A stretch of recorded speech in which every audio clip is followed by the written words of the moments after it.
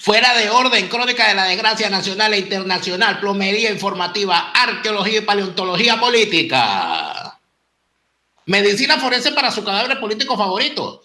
¿Tiene usted un cadáver político favorito y quiere saber de qué murió? Mándelo, que aquí le hacemos la autopsia y le decimos cuál fue el órgano que lo mató. Hay algo importante el día de hoy. Por favor, Juan Guaidó, no te vayas a molestar por esto que voy a decir. Hoy es 30 de septiembre. Lo siento. Mañana es 1 de octubre. No me culpen a mí. El almanaque camina solo. O sea, uno no lo está empujando. El programa número 72. ¿Qué llegará primero? ¿El programa número 7 fuera de orden? ¿O el cese de los... el cese de los... No, perdón, voy a reír. ¿El cese de la usurpación o el programa 7 fuera de orden? No sabemos. Es un enigma. Vamos a hacer una encuesta. ¿Qué llegará primero? ¿El cese de la usurpación o el programa 100 de fuera de orden? No puedo hacer más. Perdón. El lunes hay que despertarse. Estamos haciendo calistenia. Estoy calentando motores. Y para calentar motores, nada mejor que pensar en las próximas vacaciones que usted va a tomar en Europa, porque usted quiere conocer Europa, no se haga el loco. Yo sé que usted quiere conocer este continente. Usted quiere ver si es verdad que aquí en Alemania se toma la mejor cerveza. Usted quiere comerse la pizza allá en Italia. Usted quiere comerse la carbonara allá en Sicilia. O la napolitana allá en Nápoles. Usted quiere probar una crepe allá en París. Por favor. Usted quiere ver si de verdad esas ensaladas griegas son como se las vende a usted donde usted está. Usted quiere ir a Grecia para conocer Europa bueno, bonito y barato. Europa bajo costo es la solución. Porque Europa bajo costo le permite planear su viaje como usted quiere, no como le dice una agencia. No. Usted le dice a Europa bajo costo, quiero comer crepes en París, quiero comer boloñesa en Bolonia y quiero beber cerveza en Alemania. Europa bajo costo le dice, ¿cómo no? Aquí está, aquí están las opciones. Bueno, bonito y barato, te la vas a pelar. ¿Qué está esperando? Planifique sus vacaciones con tiempo y lo paga en cuotas sin intereses. Europa bajo costo. ¿Conocer Europa? Europa bajo costo. Bueno, bonito y barato. Bien.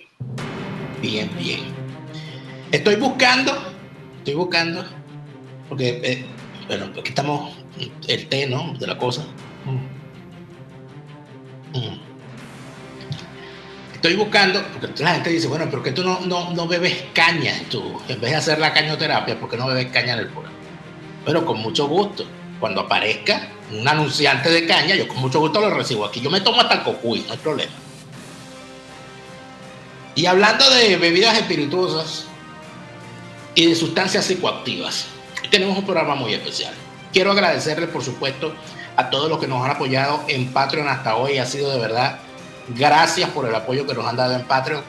Pronto esta semana, a partir de mañana, a todos los suscriptores de Patreon que son también suscriptores del canal Factores de Poder y que ven el programa Fuera de Orden, a partir de mañana vamos a interactuar. Están haciendo unas interacciones bien interesantes allí.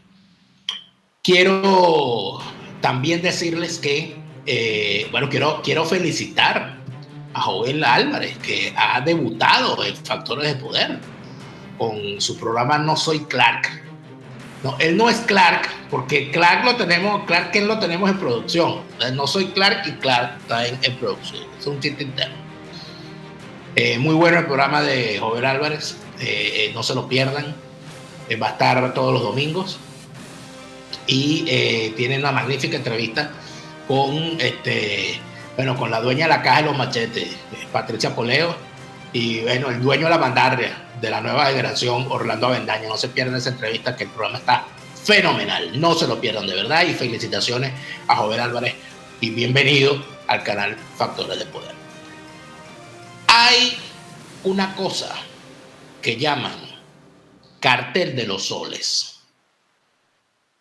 Y cuando se habla del cartel de los soles y se habla del narcotráfico en Venezuela, siempre se habla en términos, ¿cómo les digo?, abstractos. Se dice, no, porque el cartel de los soles, no, porque el narcotráfico en Venezuela. Pero nunca se aterriza y se dan los nombres y los indicios que existen. Hoy, en labor de plomería informativa, sumergidos en la pestilente cloaca del narcorrégimen chavista, de esa organización criminal llamada chavismo, que algunos se niegan a criticar y a señalar, sino que más bien van y firman acuerdos con ellos, se dan la mano, van a Oslo, van a Barbados, los reciben en la Asamblea Nacional, los aplauden, le dedican discursos, los invitan a sus canales de televisión, van a sus canales de televisión y todo lo demás. Bueno, vamos a hacer el primero de varios programas, porque se lo merecen. Se han trabajado a pulso su imagen dentro de esta organización criminal que es el chavismo. Y como se lo han ganado a pulso, le vamos a dedicar varios programas. Empezamos hoy con un personaje llamado Néstor Reverol. Néstor Reverol se le tiene, y es interesante la revisión de su historia. La primera persona que pone el ojo sobre Néstor Reverol es Mildred Camero, la ex jueza Mildred Camero, y quien fuera también ministra y presidenta de la CONACYT, de la otrora CONACYT, luego convertida en ONA, en un famoso libro que escribió junto a un libro testimonial con otro periodista, señala cómo Néstor Reverol estaba metido de frente en el tema del narcotráfico y cómo se le señalaba de participar en supuestas entregas controladas que no eran tales, porque en Venezuela, en la legislación venezolana, las entregas controladas de drogas no existen. Eso es en la legislación de los Estados Unidos, en Venezuela no. Y cómo Néstor Reverol hacía todos los esfuerzos del caso para colocarse y montarse en el control de la vigilancia del narcotráfico en Venezuela. Finalmente lo logró. Néstor Reverol es nombrado director de la ONA, primero vicepresidente y luego presidente, en el año 2007. Y es allí cuando entonces empieza a descubrirse una serie de situaciones. Lo primero que hay que decir es que Néstor Reverol pertenece a la Guardia Nacional. Ese es un detalle importante. Néstor Reverol pertenece a la Guardia Nacional. Hay algunas cosas que es necesario decir sobre la Guardia Nacional. En la historia de las Fuerzas Armadas venezolanas, antes de que Chávez apareciera y tomara el poder, había unas normas no escritas dentro de nuestras Fuerzas Armadas. Una de esas normas no escritas, eso no estaba escrito en ninguna parte, era que el ministro de la Defensa normalmente era un militar activo, y que ese militar activo solamente podía pertenecer al Ejército, a la Fuerza Aérea o a la Armada, no a la Guardia Nacional. ¿Por qué? Porque la Guardia Nacional siempre fue una especie de hermana menor ilegítima dentro de las Fuerzas Armadas. ¿Por qué? Porque las Fuerzas Armadas, el Ejército, la Armada y la Aviación fueron creadas por Juan Vicente Gómez, que fue el que creó el Ejército Nacional y todas esas cosas. La Guardia Nacional la crea Eleazar López Contreras, por la muerte de Gómez, intentando imitar lo que se hizo con los carabineros de Chile, con la Guardia Civil Española, con los carabinieri italianos, pero en realidad era una fuerza, un tipo de ejército personal. Evidentemente, Eleazar López Contreras sabía que el poder en aquella época descansaba en el control que se tuviera de las armas. Y Eleazar López Contreras decidió tener un ejército que le debiera a él o que le respetara a él su presencia, a pesar de que ya era general en jefe y todo aquello. Usted sabe cómo son estas cosas en estos jueguitos de poder. Con el tiempo, la Guardia Nacional quedó allí. Y no es sino ya después entrar la democracia cuando se le da el nivel de Fuerzas Armadas de Cooperación. Y tenía una muy famosa escuela de formación de las Fuerzas Armadas de Cooperación, la famosa EFOFAC. Y se le dio a la Guardia Nacional el control de las aduanas, de los pasos de migración y todas esas cosas, y del combate al narcotráfico. Había una ley no escrita, además, que indicaba que la Guardia Nacional tenía, no escrita, no estaba en la ley, tenía facultades de control del orden público, y por esa razón era que los directores de las policías estadales, cuando no existían los municipios, eran generales o coroneles de la Guardia Nacional. Eso empieza a cambiar ya recientemente. ¿Por qué digo esto y por qué explico todo esto? Porque la Guardia Nacional se supone que era uno de los cuerpos del Estado, de seguridad del Estado, que trabajaban en el manejo del tema del combate al narcotráfico. ¿Por qué? Porque estaban en aduanas, en aeropuertos, en puertos. Solamente la Guardia Nacional. Siempre la labor de investigación descansaba en manos de la Policía Técnica Judicial o el Cuerpo Técnico de Policía Judicial a través de su división antidroga. Así se manejaba la cosa en Venezuela. Habían dos cuerpos. ¿Qué ocurre? Nunca en la historia de Venezuela, ni siquiera con Chávez, o mejor dicho, mucho menos con Chávez, que es militar, era porque se murió y no vuelve, que era militar del ejército, y además que Hugo Chávez tenía un desprecio particular por la Guardia Nacional, porque la Guardia Nacional no se alzó con él en su momento. Nunca en la historia de Venezuela ha habido un ministro de la Defensa que venga de la Guardia Nacional. Y desde el año 93, cuando fue destituido Carlos Andrés Pérez, no ha habido un ministro de la Defensa de la Fuerza Aérea. ¿Ok? Datos importantes. Bueno, Daniel, ¿ya qué vienen todos estos datos? Bueno, ya les voy a decir. Volvemos con Rivero. Pero no se olviden estos datos. Volvemos con Rivero. Cuando el tipo llega a la ONA, el tipo estuvo desde el 2007 hasta el 2011 como cabeza de la ONA. Y paralelamente, en el año 2011, cuando todavía era jefe de la ONA, lo nombran viceministro. Lo nombran viceministro de Prevención y Seguridad Ciudadana, como subalterno de Tarek El Aissami. Nombre importante, porque a Tarek El Aissami lo señalan de ser un capo de narcotráfico. Y este tipo era su segundo. Y ocupaba dos cargos a la vez: viceministro de Prevención y Seguridad Ciudadana y presidente y máximo jefe de la ONA, Organización Nacional Antidroga.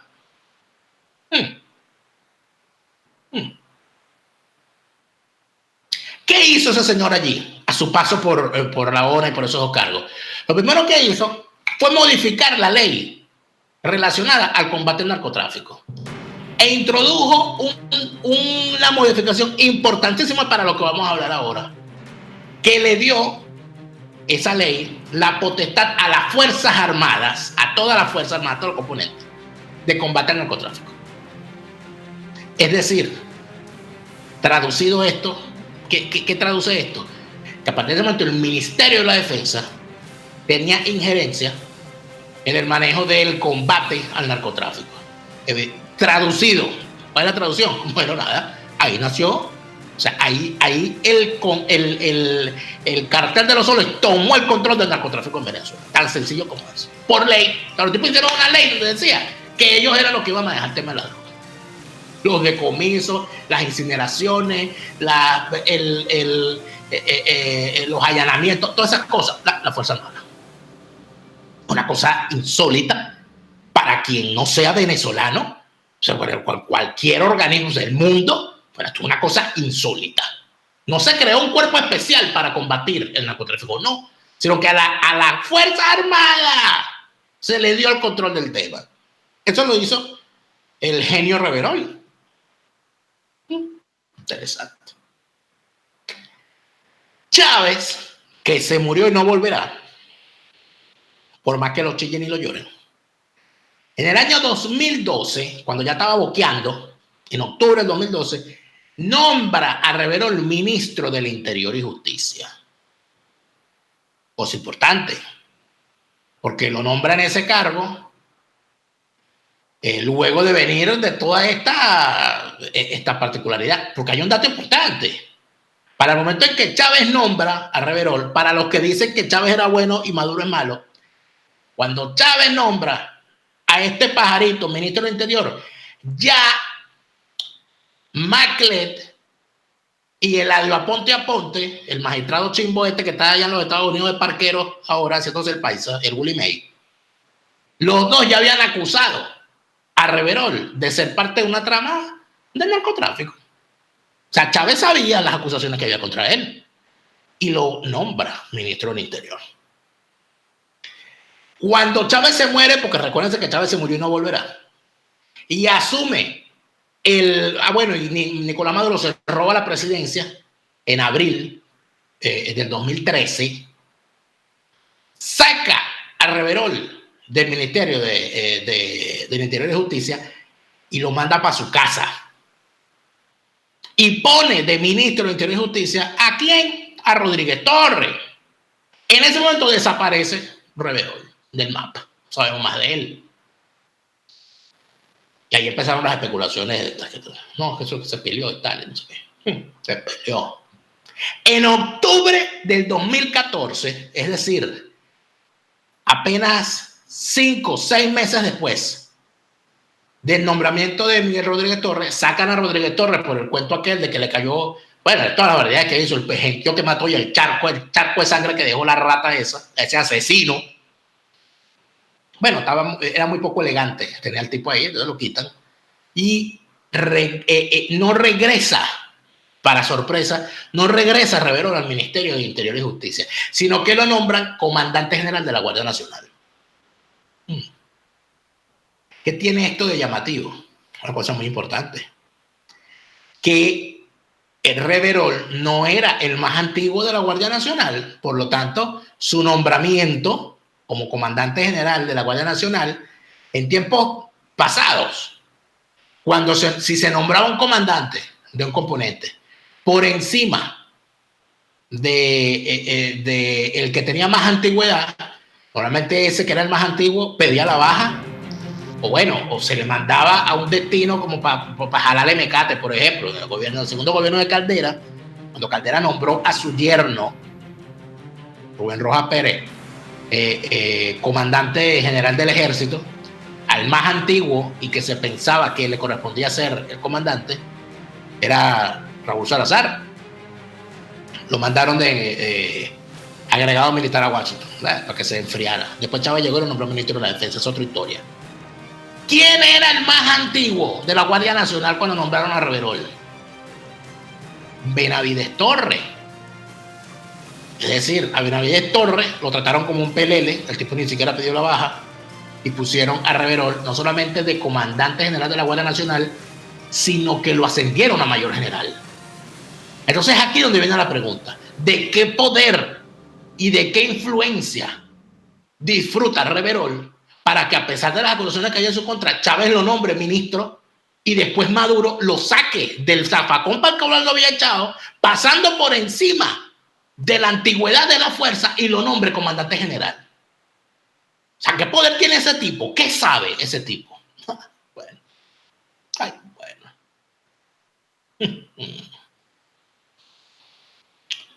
Plomería informativa. En el 2016, al tipo lo acusa el Departamento de Justicia de los Estados Unidos de estar metido en el narcotráfico, de haber colaborado, de que era el tipo que le decía, o sea, teniendo el control de los allanamientos y las acciones contra el narcotráfico, él le decía a los capos, mira, muévete de ahí que te van a quitar la droga. Y le echaba paja, pues, y cobraba por esa información. Pero hay un dato interesante. ¿Ustedes se acuerdan de aquel caso, de aquel narco que se estaba escapando, se escapó de una cárcel y se estaba escapando de Venezuela con una magistrada que es comadre de Cilia Flores? Eso lo hizo él. Él fue el que lo detuvo. Claro, la comadre de Cilia Flores la soltaron. Pero, ¿qué pasó allí? ¿A quién le echaron ese susto? ¿Por qué hizo el señor esta acción? No sabemos.